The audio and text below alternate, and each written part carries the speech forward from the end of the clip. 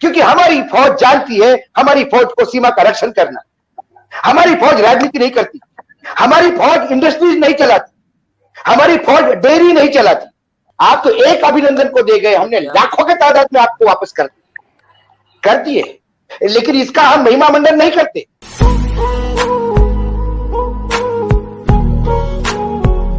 चौधरी साहब को वो नारे सुनाई नहीं देते, नीलम झेलम बहने दो, हमें जिंदा रहने दो, दरिया बचाओ मुजफ्फराबाद बचाओ। वहां पे पत्रकार जो है तनवीर अहमद, उसका क्या गलती थी या उसको क्या मजबूरी थी कि उसको झंडा उतारना पड़ा? कहीं ना कहीं आप इसको एक्सेप्ट करिए। आप बोलते हैं कि हम आंखें निकाल देंगे, कितने युद्ध किए पाकिस्तान बांग्लादेश की, पाकिस्तान और भारत के बीच में कितने युद्ध हुए और युद्ध का नतीजा क्या हुआ? आप कहते हैं कि एक अभिनंदन को वापस कर दे तो बहुत बड़ा एहसान किया। जनरल आपके जो भुट्टो साहब थे वो कितने लोगों को वापस ले गए थे जब बांग्लादेश आपसे अलग हो गया? कितनी फौज आपकी यहां पड़ी हुई थी जो वापस चली गई? आप तो एक अभिनंदन को दे गए, हमने लाखों के तादाद में आपको वापस कर दिए, लेकिन इसका हम महिमा मंडन नहीं करते। भुट्टो साहब थे, उन्होंने कहा हमें जमीन चाहिए, हमने कहा कि ये भी लेके जाइए, आप जमीन तो ले ही जाइए, हमको कोई आपकी जमीन भी नहीं चाहिए, हमें पाकिस्तान का कुछ नहीं चाहिए, पाकिस्तान का सिर्फ एक अच्छा पड़ोसी होने का दायित्व निभाने के लिए चाहिए। जमीन भी वापस कर दी और सैन्य भी वापस कर दिया। डॉटर ऑफ द ईस्ट में जो किताब है उसमें देखिए रेफरेंस दिया है बेनजीर भुट्टो का, ये क्योंकि उनके सामने ही वाकया हुआ। सवाल वो नहीं है, सवाल है आप ये कहते हैं कि जम्मू कश्मीर में क्या हो गया कोई जा नहीं सकता। मैं आपको बोलता हूं आ जाइए आप इंडिया, मैं ले चलता हूं आपको, स्वागत है आपका। देखिए आप वहां पे बात करिए लोगों से। मैं जाता हूं वहां पे, मैं एक हिंदू हूं, लेकिन वहां का मुसलमान मेरे लिए पागल है, क्योंकि मैं जहां गलती सरकार करती है तो मैं जम्मू के कश्मीर के धरती में बोल के मैंने सरकार को आड़े हाथ दिया है। जम्मू कश्मीर में जम्मू के जो लोग हैं, जम्मू कश्मीर के लोग, वो किसको भगवान मानते हैं, खुदा किसको मानते हैं? वो कोई अब्दुल्ला फैमिली को नहीं मानते, ना कोई पीडीपी वालों को मानते हैं। वह आम आदमी को पूछे, बोलते एक ही खुदा का बंदा था अटल बिहारी वाजपेयी, जो चमन चाहता था। तो अटल बिहारी वाजपेयी जो बीजेपी के प्राइम मिनिस्टर रहे हैं, उसको पूजा जाता है वो कश्मीर में। आप ये मत बताइए कि अंदर हम इतना बड़ा ट्रक कैसा गया, क्या गया? आपके यहां ब्लास्ट होते हैं तो वहां से क्या क्या पॉकेट में बटन जैसा साइज का बम थोड़ी गिरता है। आपके यहां ब्लास्ट होता है तो आप बोलते इंडियन गवर्नमेंट ने करवाया। कहां से, क्या दिल्ली से बाकायदा ट्रक से जाता है क्या बारूद? दूसरे पे आरोप लगाने के पहले आप ये भी देख लीजिए अपने गरेबान में झांक के आपकी स्थिति क्या है। आप कहते कि हमारे यहाँ फौज कुछ नहीं है। जब से पाकिस्तान बना कितने बार आपके यहाँ फौज की सरकार टेक ओवर की और कितनी बार हमारे यहाँ टेक ओवर हुई है? बताइए आप। हमारे यहाँ जमहूरियत है, जमहूरियत रहेगी और बाकायदा इंशाल्लाह ये लगातार बनी रहेगी, क्योंकि हमारी फौज जानती है हमारी फौज को सीमा का रक्षण करना। हमारी फौज राजनीति नहीं करती, हमारी फौज इंडस्ट्रीज नहीं चलाती, हमारी फौज डेयरी नहीं चलाती। इसलिए मैं कहता हूं, मैं आपको गलत नहीं कहता, मैंने ये नहीं कहा कि वहां के नेता नहीं है अच्छे, वहां के नेता भी चाहते हैं, लेकिन मजबूर जब फौज के हाथ में सब कुछ चला जाता है तो आज के डेट में आपके फौज के, हमारे यहाँ के जब चीफ ऑफ डिफेंस स्टाफ जाता है तो वहां के डिफेंस स्टाफ से मिलने जाता है, बात करने जाता है।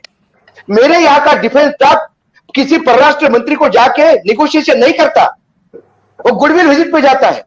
आपके यहाँ के आर्मी के चीफ सरकार की तरफ से बात करने जाते हैं, क्योंकि सऊदी अरेबिया में भी उनको मालूम है कि सरकार से बात करने के बजाय आर्मी से बात करना ज्यादा अच्छा है। ये वस्तु स्थिति है चौधरी साहब। आपको इतना कहने से, टालने से, या मैं बहुत कुछ कहूं तो मेरी जनता हंसेगी जो देखेगी वो, और जब आप ये कह रहे होंगे तो आपकी जनता आपको हंसेगी। सवाल है जो चीजें हैं उसको एक्सेप्ट करके यदि हम आगे बढ़े तो कुछ हो सकता है। आपने कहा कसाब हिंदू था, आखिर में कहा उसने भगवान। आपके यहाँ के दो लोग थे, उसको फांसी देने के टाइम पे जो उन्होंने सुना, उसका अंतिम क्रियाक्रम किस धर्म के हिसाब से किया बताइए आप।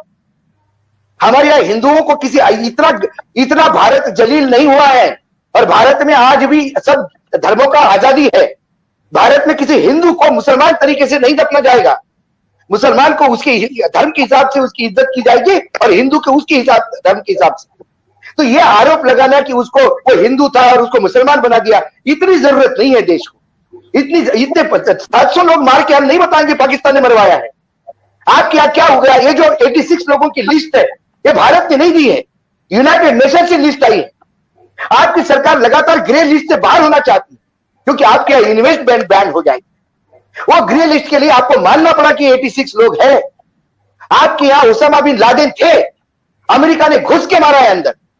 ओसामा बिन लादेन जैसा इंटरनेशनल टेररिस्ट आपके देश में रहता है, और आपके ना सरकार को पता है ना आपकी इंटेलिजेंस एजेंसी को पता है। शर्म आती है, मानवता का दुश्मन है वो। कितने अमेरिका में लोग मारे थे, कितने मारे गए थे जब ट्विन टावर उड़ाए गए थे। वो आदमी आपके यहां पनाह कैसा लिया? अब आप ये मत कहिए कि अमेरिका भी झूठ बोल रही है, कहीं और पकड़ के मारा और पाकिस्तान का बता रहा है। सारे वर्ल्ड ने देखा है। आप मानिए इस बात को। आतंकवाद के खिलाफ आप हाथ मांगिए, हम देंगे। आतंकवाद जहां है वहां कहीं अमन नहीं हो सकता। ये क्रॉस बॉर्डर टेररिज्म और ये जो होता है, ये सारा आतंकवाद की वजह से है। आवाम को हमारे यहां यदि कोई हमारे यहां कोई मुसलमान धर्म के खिलाफ भी बोलता है तो उसको जेल होती है। हमारे यहां सिर्फ नहीं, मैं बता रहा हूं आपको, हमारे यहां प्रोफेट मोहम्मद का एक कोई कार्टून छपा था विदेश में। वो कार्टून हमारे मैगजीन में रिप्लिका हुआ था और आलोक तोमर नाम का वरिष्ठ जर्नलिस्ट जेल चला गया था। हमारे यहां कहा कि कैसी हिम्मत की तुमने, हिमाकत कैसी करी वो कार्टून फिर से छापने की। ये हुआ है हमारे यहां। हमारे यहां सर्वोच्च न्यायालय ने राम मंदिर बनवाया है तो उससे बड़ी जमीन मस्जिद के लिए दी है, और वहां इंशाल्लाह इतनी बड़ी मस्जिद बन रही है कि जितनी पाकिस्तान में भी नहीं हो। सवाल वो नहीं है।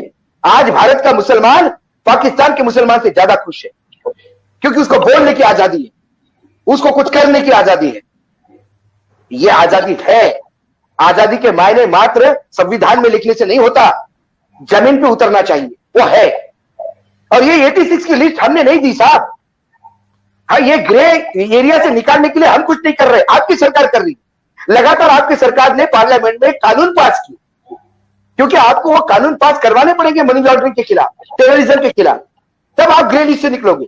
सिर्फ लिस्ट अनाउंस करने से नहीं होगा। ये कानून आप पार्लियामेंट में बैठे, आपने पास किए, और बहुत अच्छा है। ये बहुत पहले हो जाना चाहिए था। हम चाहेंगे कि आपके यहाँ पे भी अमानत हो, आपके एम्प्लॉयमेंट हो। यदि लोगों के हाथ में काम होगा तो टेररिज्म की बंदूक कोई नहीं उठाएगा। जब हाथ खाली होते हैं और पेट खाली होता है तो ये बंदूक पकड़वाने वाले आ जाते हैं और वो बंदूक पकड़ते हैं। हम चाहते हैं कि आपके यहाँ भी इन्वेस्टमेंट हो, आपके यहाँ इंडस्ट्री चले, खूब चले, अनएम्प्लॉयमेंट नहीं हो। ये होना चाहिए, और ये तब होगा जब ग्रे लिस्ट से बाहर निकलोगे, ब्लैक लिस्ट से बचोगे। इसके लिए आपकी सरकार ने काम किया। मैं सर आंखों पे लेता हूं आपकी सरकार पर, पार्लियामेंट जिन्होंने